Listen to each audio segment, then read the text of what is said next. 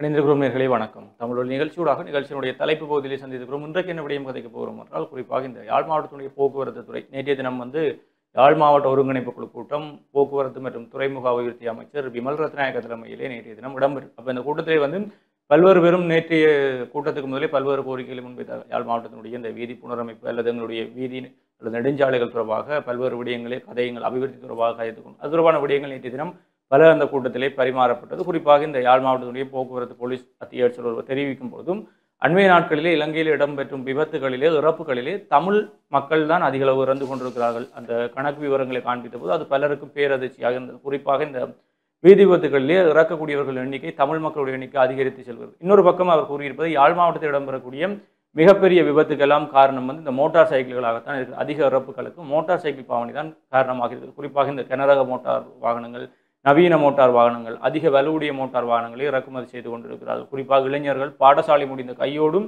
Motor சைக்கிளில் தாங்கள் அடுத்த கட்ட கல்வியை தொடர்வதை பற்றி சிந்திக்காமல் மோட்டார் சைக்கிள், அதுவும் கனரக மோட்டார் சைக்கிள்கள், நவீன மோட்டார் சைக்கிள்கள் என்றும் பல லட்சங்களை குவித்து அந்த மோட்டார் சைக்கிளை வாங்கிக் கொள்கிறார்கள். அவை இங்கே இருக்கக்கூடிய வீதிகளுக்கு பொருத்தமற்றவையாக இருக்கிறது. குறிப்பாக இந்த பிரதான வீதிகளிலிருந்து குறுக்கு வீதிகளுக்குள் செல்லும் போது அல்லது குறுக்கு வீதிகளிலிருந்து பிரதான வீதிகளை நோக்கி வரும் பொழுதும் தான் இந்த விபத்துக்கள் அதிக அளவிலே ஏற்பட்டு இறப்புகள் சம்பாதிக்கின்றன. அதே போல இந்த குறுக்கு வீதிகளிலிருந்து கனரக மோட்டார் சைக்கிள்களிலே பிரதான வீதியை நோக்கி வரும்போது பிரதான வீதியிலே இருந்து சாதாரணமாக செல்லக்கூடிய விபத்துகள் பலவற்றின் மூலம் பல இறப்புகள் ஏற்படுகிறது. எனவே இளைஞர்களுடைய மனங்களிலே இந்த மாற்றம் கொண்டு வரணும். பெற்றோர் மற்றும் அவர்களை வழிநடத்தக்கூடியவர்கள் இந்த விடயங்களிலே கவனமாக இருந்து கொள்ள வேண்டும் என்று அவர் தெரிவித்தார். உண்மையிலேயே இந்த பாடசாலை காலம் முடிந்தவுடன் இன்றைக்கு பல பேர் பேங்க்ல லோன் எடுத்து வட்டிக்கு வாங்கி பல்வேறு விதமான முறையிலே பணங்களை சேர்த்து இளைஞர்களுக்கு மோட்டார் சைக்கிளை வாங்கி கொடுக்கும். அப்போ இந்த நவீன ரக மோட்டார் சைக்கிளில் ஓடுவது என்பது இன்றைக்கு ஒரு போதையாக மாறிவிட்டது. அதில் வேகமாக செல்வது, அதன் மூலம் வீடியோக்கள் எடுத்து போடுறதும், சமூக வலைத்தளங்கள் அந்த வீடியோக்களை பரவுறது என்று பல்வேறு விடயங்கள் இன்றைக்கு ஒரு போதையாக மாறி இருக்கும்போதும்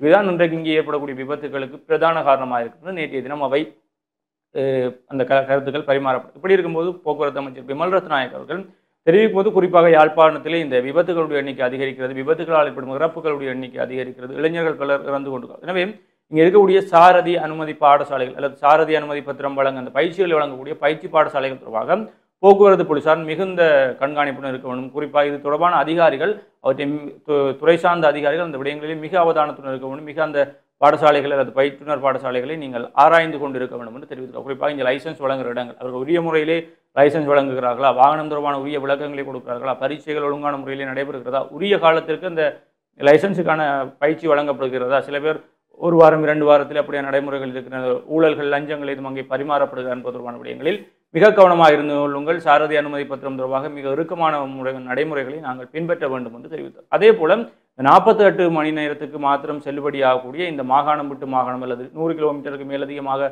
பயணிக்கக்கூடிய வாகனங்களுக்கான பாஸ் நடைமுறை தொடர்பாகவும் நேற்றைய தினம் விவாதிக்கப்பட்டது. குறிப்பாக இந்த சீட் பெல்ட்டாக இருக்கட்டும், பிரேக்காக இருக்கட்டும், அதேபோல் வாகனத்தினுடைய ஏனைய செயற்பாடுகள் என்று அனைவற்றையும் பரிசோதித்து ஒரு வாகனம் குறிப்பாக இங்கிருந்து கொழும்பு செல்லக்கூடிய ஒரு மாகாணம் விட்டு மாகாணம் தாண்டுகிறது அல்லது 100 கிலோமீட்டருக்கு அதிகமாக என்றால் கிளிநொச்சி முருகண்டியை தாண்டினா அதுக்கு நீங்கள் பாஸ் எடுக்கக்கூடிய அந்த நடைமுறைகளை இங்கே கொண்டு வருவது தொடர்பான விடயங்களும் அவதானிக்கப்பட்டது. எனவே வாகனங்கள் தொடர்பாகவும் வாகன பயிற்சிகள் தொடர்பாகவும் அதேபோல் இந்த மோட்டார் வாகனங்கள் தொடர்பாகவும் மிக அவதானத்துடனும் ஆராய்ச்சியுடனும் இருந்து கொள்ளுங்கள் என்று அமைச்சர் அவர்களால் நேற்றைய கூட்டத்திலே துறை சார்ந்த அதிகாரிகளுக்கும் போக்குவரத்து போலீசாருக்கும் அறிவுறுத்தப்பட்டிருந்தமை குறிப்பிடத்தக்க விடயமாக இருக்கிறது.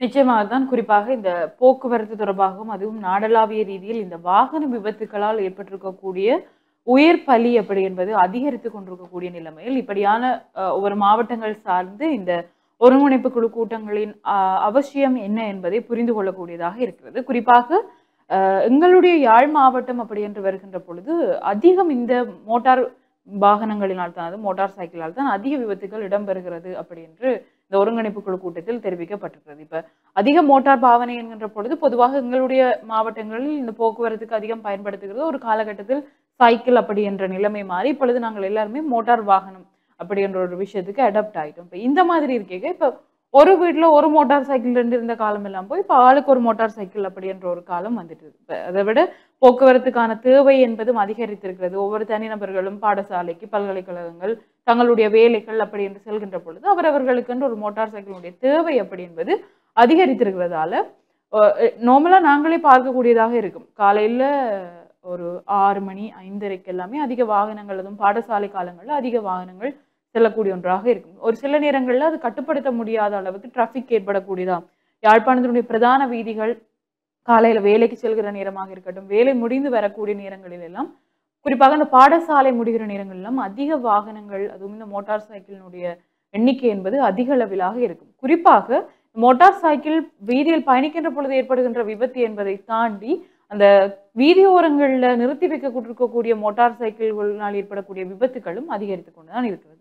ஒட்டுமொத்தமாக இது எல்லாத்திற்குமே இந்த ஒருங்கிணைப்பு குழுவின் மூலம் எதிர்காலத்தில் நல்ல நடவடிக்கைகள் எடுக்கப்படும் அப்படி என்று நாங்களும் நம்பக்கூடிய ஒன்றாக இருக்கிறது. குறிப்பாக நேற்றைய தினம் அதிகம் இந்த விபத்துகளுக்கான அடிப்படை காரணமாக இந்த பிரதான வீதிகளில் இருந்து கிளை வீதிகளுக்கு திரும்புகின்ற பொழுதும், கிளை வீதிகளில் இருந்து பிரதான வீதிகளுக்கு வாகனங்கள் வருகின்ற பொழுதும் அதிகளவான விபத்துகள் ஏற்படுகிறது என்று சொன்னால் அடிப்படை காரணம் நாங்கள் சரியான இண்டிகேட்டர்ஸ், அதாவது சிக்னலை போட்டு சரியான முறையில் அதற்கென்று ஒரு ஒழுங்குமுறை, ஒரு வீதி விதிமுறை ஒன்று இருக்கிறது.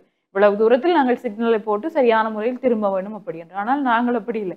அப்படியே போன வேகத்திற்கு அந்த கிளை வீதிகளுக்குள்ள திரும்பணும். அல்ல கிளை வீதிகளில் இருந்தெல்லாம் ஒரு சிலர் வந்து நின்று திரும்புவதெல்லாம் கிடையாது. வந்த வேகத்திற்கு அப்படியே திருப்பி கொண்டு வருகின்ற பொழுது விபத்துக்கள் என்பது இடம்பெறக்கூடிய ஒன்றாகத்தான் இருக்கும். இப்ப அடிப்படையில் இது அதிக அளவில் நாங்கள் பேசிக் கொண்டிருக்கக்கூடிய ஒரு விஷயமாகத்தான் இருக்கும். ஒட்டுமொத்தமாக இது பெரிய வாகனங்களாக இருக்கட்டும், மோட்டார் சைக்கிள், இது கவனக்குறைவால் இடம்பெறலாம். சில வேளைகளில் கவனக்குறைவால் இடம்பெறலாம். ஆனால் அதிக அளவில் இது வந்து அந்த ஒரு எங்களுடைய வார்த்தையில் சொல்லணும்னு இந்த பதறி அப்படி அந்த வேகமாக சென்று விட வேண்டும் எப்படியாவது என்ற அந்த வேகத்தில் செல்லக்கூடிய ஒன்றாகத்தான் இருக்கு. இதையெல்லாம் தவிர்த்து கொண்டு வாகனங்களை நாங்கள் இந்த வீதிகளில் கவனமாக இனிவரும் காலங்களில் வீதி விதிமுறைகளுக்கு ஏற்ற மாதிரி நாங்கள் வாகனங்களை ஓட்ட வேண்டும். அதற்கு ஏற்றால் போல் சட்ட நடைமுறைகளும் எதிர்வரும் காலத்தில் அதற்கு ஏற்ற மாதிரி இறுக்கமாக இருக்க போகிறது அப்படி என்பதை தெரிந்து கொள்ள வேண்டும். குறிப்பாக இந்த பாடசாலை காலங்கள் முடித்த உடனேயே இந்த வாகனங்களை எப்படியாவது பிள்ளைக்கு ஒரு வாகனம் வாங்கி கொடுக்க வேண்டும் அப்படி என்ற ஒரு மனநிலையிலிருந்து பெற்றோர்கள் வெளியில் வர வேண்டும். வாகன தேவை இருக்கிறது, ஆனால் நீங்கள் உடனடியாக அதிலும் குறிப்பாக குறிப்பிட்டிருக்கிறார் வாகன விபத்துகளில் மோட்டார் வாகனம் எஃப்செட் போன்ற அதிவேகமாக பயணிக்கக்கூடிய வாகனங்களால்தான் அதிகமான விபத்துக்கள் ஏற்படுகிறது அப்படிங்கிற பொழுது அந்த மாதிரியான விஷயங்கள்ல இருந்து பிள்ளைகளை வாங்கி கொடுத்து விபத்துக்களை எல்லாம் நாங்களே ஏற்படுத்துறதுக்கு ஒரு காரணமாக இருந்து விடாமல் இதை தவிர்த்து கொள்ள வேண்டும் அப்படி என்பதுதான் நாங்களும் இந்த தலைப்பகுதியோடாக சொல்லிக்கொண்டோம். எனவே இது தொடர்பான விடயங்களிலே பெற்றோர்கள், அந்த பாதுகாவலர்கள் இந்த விடயங்களிலே கவனமாக இருந்து கொள்ளுங்கள். குறிப்பாக பிள்ளைகளுடைய அந்த உடனடி சந்தோஷத்துக்காக உங்களுடைய குடும்பத்தினுடைய நீண்ட நாள் துயரத்திற்கு காரணமாகி விடாதீர்கள் என்பதை தான் நாங்களும் கூறக்கொள்ள இருக்கிறது. அதை தாண்டி இந்த பைக் என்பது வந்து சாதாரணமாக இன்றைய சூழலில் வந்து அது குறைந்தது ஒரு 10 லட்சம் ரூபாவும் ஒரு புது பைக் எடுக்கிறது. அப்போ இன்றைக்கு பல மாணவர்கள் இந்த பாடசாலை முடித்தோன்னு தங்கள் உயர்கல்வியை பற்றி சிந்திக்காமல் உடனடியாகவே இந்த பைக் வாங்குறது, அதனுடைய பெட்ரோல் செலவு வந்து பல்வேறு விடயங்களுக்கு. ஒரு பக்கம் இது வெளிநாட்டு உறவுகளுடைய பணமாக இருந்தாலும் இன்னொரு பக்கம் வந்து உள்ளூரிலே இந்த பேங்குகளில் லோன் எடுத்து வட்டிக்கு வாங்கி அடகு வச்சு இப்படி பல்வேறு விடயங்கள் பார்க்கக்கூடிய, அது தொடர்பாக பல்வேறு சமூக பிறழ்வான செயற்பாடுகள், வன்முறை சம்பவங்களும் இடம்பெற்றதாக இருக்குது. எனவே இது தொடர்பான விடயங்களிலே பெற்றோர்கள் உங்கள் பிள்ளைகளை பாதுகாக்க நீங்கள் தான் தொடர்ச்சியான முடிவுகளை எடுக்க வேண்டும் என்று கேட்டுக்கொண்டோம். நாங்கள் உங்களிடமிருந்து விடைபெற்று செல்ல போகிறோம். மற்றும் ஒரு நிகழ்ச்சியில் உங்களை சந்திக்கும் முறை உங்களிடமிருந்து விடைபெற்று செல்லும் நான் உங்கள் அன்பின் கரிகரன் மற்றும் ஹார்த்தியாயினி. நன்றி.